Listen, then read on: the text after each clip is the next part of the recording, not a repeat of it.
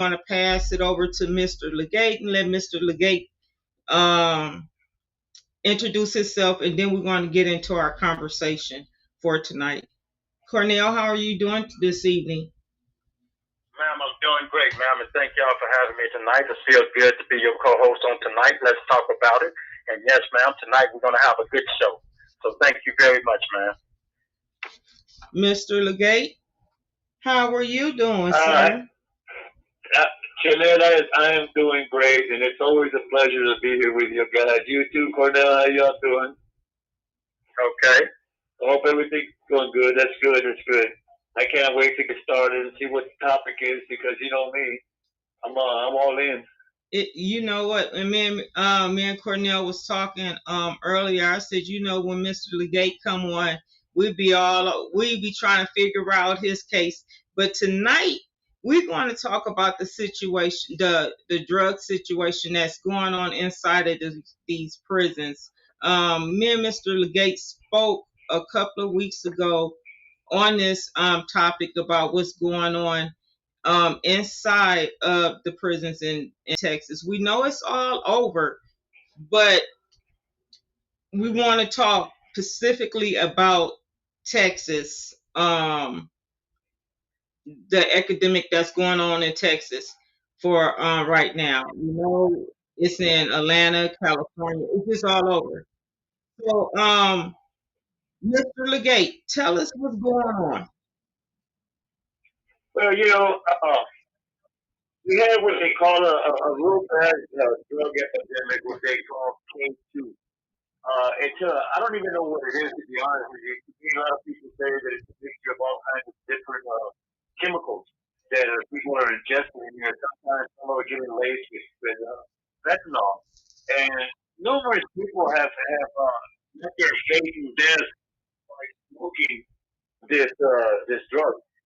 And TDC is doing all kinds of protocols, or they're implementing protocols that are trying to curb the problem. I remember, I think it was last year, but if I'm correct, right, Cornell, that they locked down the whole system-wide unit. It was free for the whole unit of taking them down, trying to see if they could find whatever drugs they could find. Which they didn't find any, not that I know of, but they found other contraband.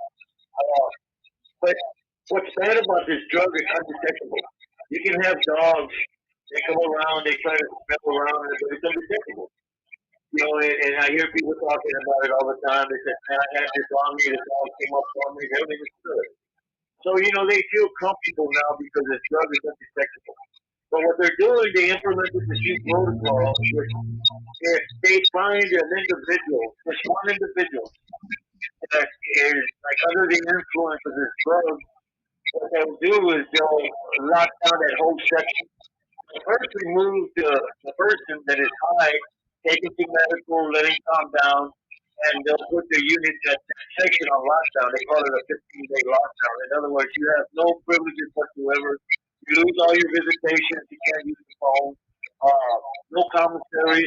No nothing. You're just confined to your cell until they give you a shower. And there's no respite. Some of them don't even get respite when it's so hot. They try to ask for respite to go to a pool spot, and they're saying no because you're on a 15-day lockdown. I, on the other hand, I've been lucky as long as I'm in. We don't have that problem. But the buildings, the younger crowd, they've been locking them down.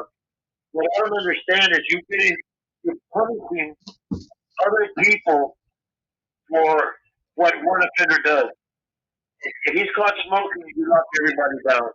And in other words, you lose all constitutional rights. I know a guy who filed a grievance regarding it, showing look, Texas isn't a privilege. And with that privilege, I should be getting notice of the charges held against me. I should be able to present my case and be heard. But you take all this away from me. They take away the support that the family has by coming. And of course, what they're doing is they're creating a hostile environment.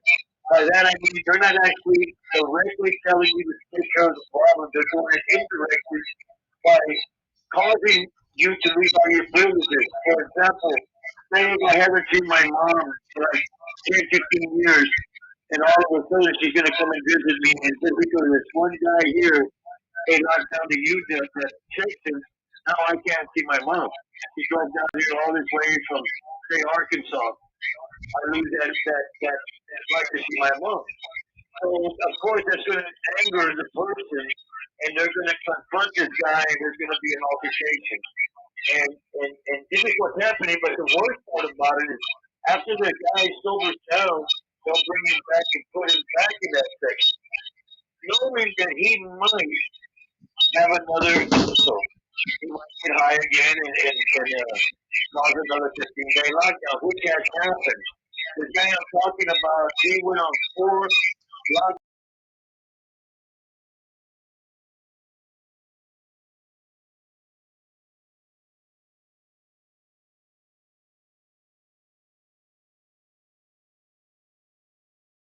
Older man now, and he'll tell him, God really wants to live to see him. But like his dad said, he goes, I don't know how long I'm going to be here. So what they